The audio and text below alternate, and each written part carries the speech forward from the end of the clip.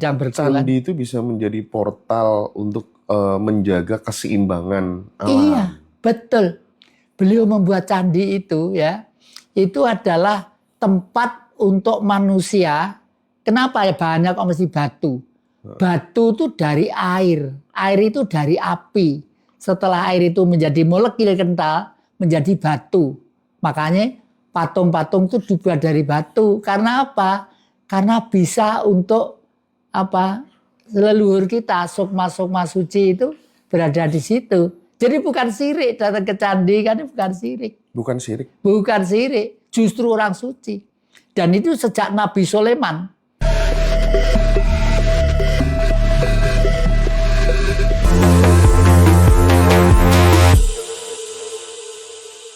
Kalau misalnya nih, yang jadi masyarakat lagi benar-benar chaos ya, di mana-mana chaos, mulai dari ya berbagai macam lembaga ya, eksekutif, legislatif, yudikatif, ini kan korup semuanya, dan masyarakat kan bisa memasuki fase revolusi karena karena isu provokasi dan lain sebagainya, dan itu kan bisa saja terjadi. Nah, ketika si mikrokosmos ini terjadi gonjang-ganjing, chaos di mana-mana gitu, biasanya kan karena kita ini kan satu kesatuan utuh gitu ya, dengan makrokosmos, dengan alam semesta gitu. Nah, bencana alam bisa jadi dong ketika kemudian di dalam diri setiap manusianya lagi kacau, gonjang-ganjing, alam semesta bisa ngerespon, bisa bencana di mana-mana beneran. Ini kira-kira gimana tuh ya? Bisa. Justru jangan menganggap enteng makrokosmos ya. Di kekuasaan Majapahit itu sampai 300 tahun wibawa itu gara-gara melakukan itu. Tribuana Tunggadewi. Tri itu 3, Buana itu jagat, Dewi itu wanita. Seorang wanita yang energi spiritnya sebagai Ratu Majapahit mampu menyerap kekuatan alam makro ke mikro, ya. Apa itu? Siwa, Wisnu, Brahma.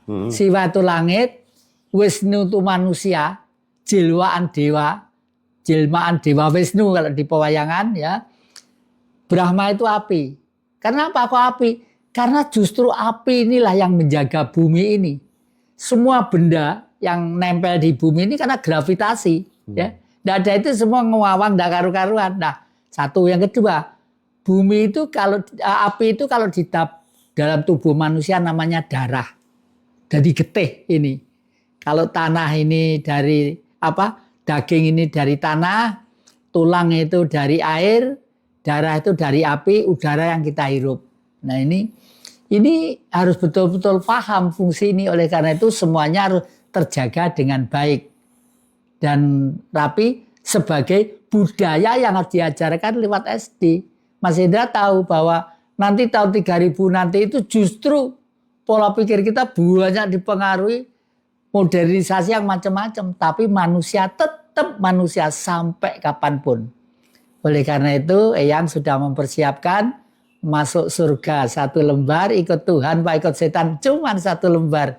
Loh, dijelaskan di anak SD itu loh, nggak usah ngapal nih, nggak usah, tapi ngerti mantuk-mantuk gini sampai berbuat sesuatu yang salah dia takut. Coba dijelasin lagi yang biar banyak teman-teman yang baru gabung ini tahu gitu.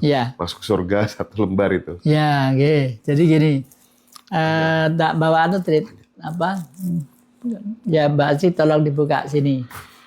Ini saya buat buku mendapat apresiasi dari Vatikan, ya, judulnya Manusia Pancasila. Manusia di buku itu tipis cuma 18 lembar. Manusia itu apa, siapa, di mana, bagaimana, kemana. Loh, manusia apa? Loh, manusia itu memang benda. Tapi yang membungkus Tuhan, itu loh. Anjing, celeng, babi, itu juga membungkus Tuhan, cuma alatnya yang lain. Oleh karena itu di dalam agama Islam diceritakan, manusia adalah makhluk yang dimuliakan oleh Allah. Artinya di dunia ini akan menjadi tentram, damai, dan bahagia sebagaimana harapan surga kalau manusia itu menjadi pelopor terdepan, ya, pelopor terdepan. Lah ini saya ringkas. Kebalik. Jadi 1 lembar ini ikut ini yang Maha Kuasa, lalu ini Bung Karno. Kenapa kok Bung Karno kok yang enggak yang lainnya? Kok enggak nabi-nabi itu? Bung Karno itu juga nabi. Di dalam ensiklopedia bahasa, artinya nabi itu pemimpin. Artinya nabi itu pemimpin. Dan setiap kurun waktu tertentu pasti lahir seorang nabi. 2000 tahun yang lalu lahir seorang nabi. Mereka menyebut Tuhan Yesus. 1400 tahun yang lalu lahir seorang nabi. Namanya Rasulullah Nabi Muhammad. Ya toh. Nah, tahun 2000 nanti itu, tahun 3000 juga harus ada lahir pemimpin baru untuk memberi ketauladanan, memberi ajaran kepada umat manusia. Tidak bertele-tele seperti teori ribuan tahun yang lalu. Teorinya juga teori modern sekali. Masuk surga apa neraka hanya satu. Nah, makanya di sini jelas banget ini. Ini jelas banget nanti kalau yang pengen memilih lembaran ini, pergi aja ke Pedepokan di Singosari, bilang sama Mbak Astrid. Mbak Astrid juga membuat bukunya juga supaya jelas lah gitu. Jadi hidup itu jangan mempersulit diri, ya. Jangan mempersulit diri tadi, harus yang simple aja.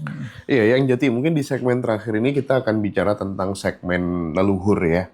Leluhur kita, karena bagaimanapun juga gerakan untuk memutus hubungan antara kita dengan para leluhur itu sangat-sangat terstruktur, sangat-sangat masif, sangat sistematis begitu.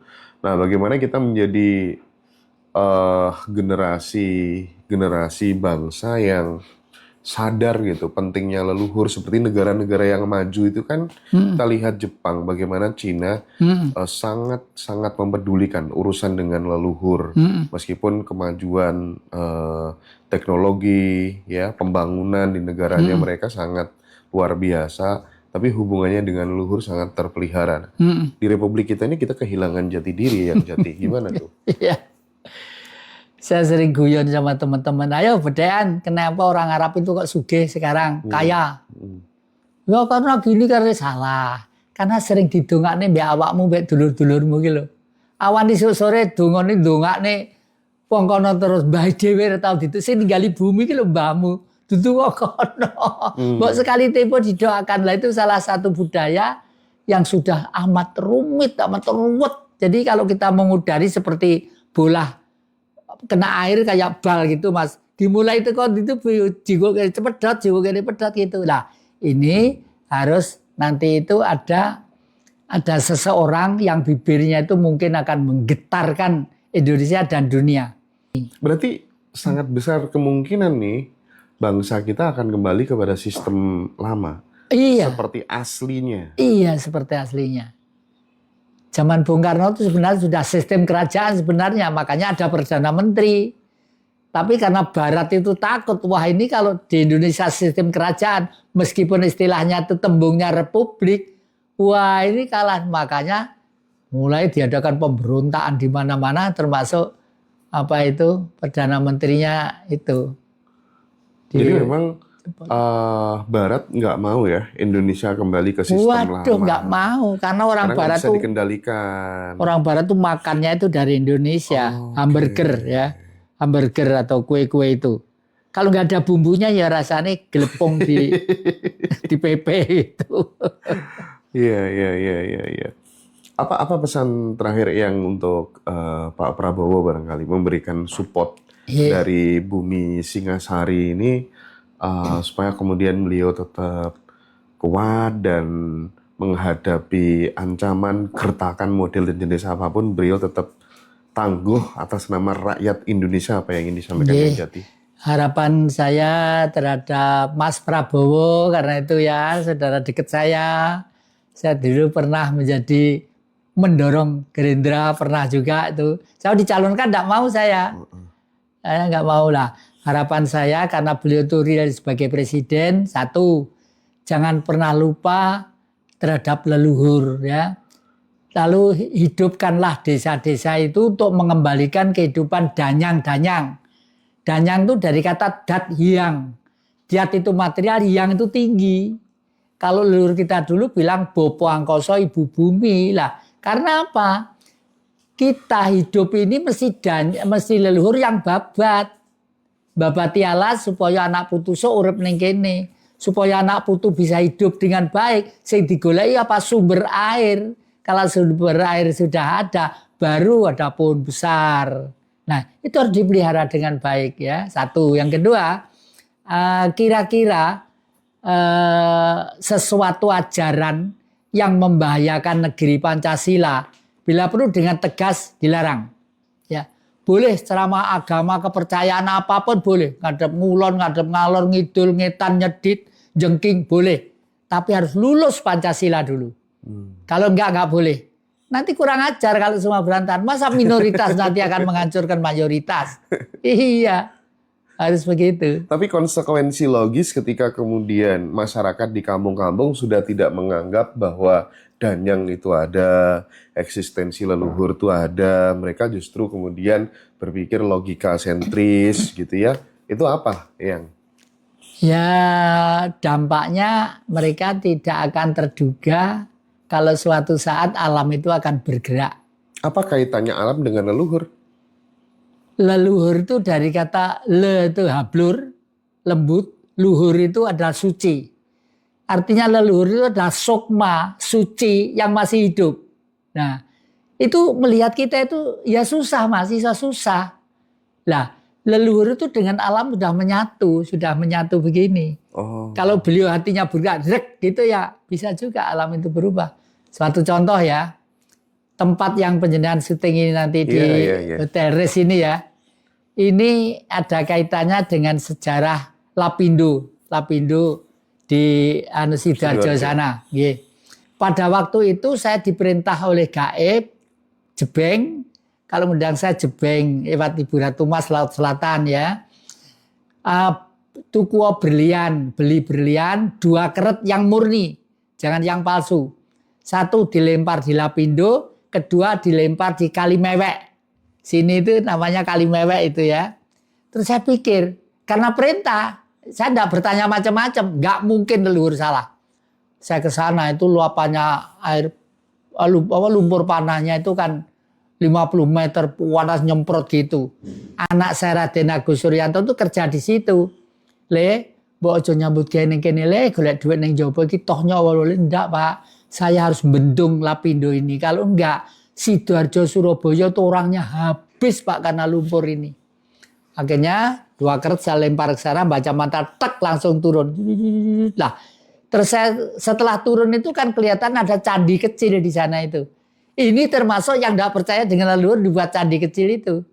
Candi kecil itu dulu leluhur itu dibuat candi supaya manusia sering mengadakan upacara di situ. Sehingga sukma-sukma leluhur itu tahu, oh beneh anak putuku, beneh gitu loh ya. Setelah candi kecil itu dihancurkan, udah lumpurnya berawal itu. Nah itu salah satu bukti kalau dipikir secara rasional dan ilmiah ya tidak ada yang nutut tuh mereka berhenti sampai di bidang agama. Jadi, belum sampai bidang berkeluarga. Candi itu bisa menjadi portal untuk menjaga keseimbangan alam. Iya, betul. Beliau membuat candi itu ya, itu adalah tempat untuk manusia. Kenapa ya banyak kok mesti batu? Batu itu dari air itu dari api. Setelah air itu menjadi molekul kental, menjadi batu. Makanya patung-patung itu dibuat dari batu. Karena apa? Karena bisa untuk apa? Leluhur kita, sukma-sukma suci itu berada di situ. Jadi bukan sirik datang ke candi kan, bukan sirik. Bukan sirik. Bukan sirik, justru orang suci.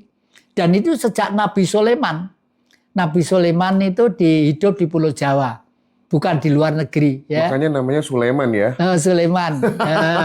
Namanya orang Jawa deh ya. Orang Jawa Sulaiman. Sulaiman gitu iya, kan. Sulaiman. Ya. Dan pataka-patakannya sekarang disimpan di rumah saya, jumlahnya 7. Waduh, hebat, dahsyat. Iya makanya bener ya, orang Arab nggak ada yang namanya Su kan ya. Nggak ada, Siti juga nggak ada. Su, Siti. Siti Hajar nggak ada. Bahkan Eyang Ibrahim itu orang Jawa. Dari kata-kata bre. Bre itu wahyu. Brahmono dari kata-kata Brahmana. Bre itu wahyu, mono itu dari sananya. Orang yang dari sananya sudah memperoleh wahyu. Siapa yang beri? Ya Sang Maha Kuasa. Kenapa Sang Maha Kuasa memberi wahyu? kepada seseorang supaya seseorang itu menjadi percontohan, menjadi perlindungan, menjadi penuntun. Kalau di dalam agama Nasrani disebut Tuhan Yesus sebagai penggembala gitu. Oke. Iya, iya. Mungkin sampai di sini dulu ya teman-teman obrolan kita dengan yang Jati Kusumo, mengingatkan kembali tentang pentingnya menghidupi ajaran-ajaran leluhur Nusantara yang Jati ya. Nggih, nggih. Supaya kemudian ya kita ini justru nggak mendewa-dewakan, memuji-muji leluhurnya orang lain terus, tapi leluhur kita sendiri kita Nggih. abaikan dan itu kualat ya yang Jati ya. Nggih, nggih. Baik.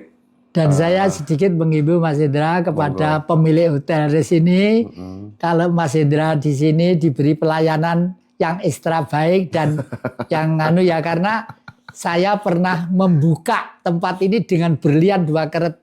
Kalau pengen mencari papringan di bambu-bambu mau silakan cari. Baik, makasih banyak ya teman-teman yang Jati Kusumo. Sehat selalu, rahayu. Rayu.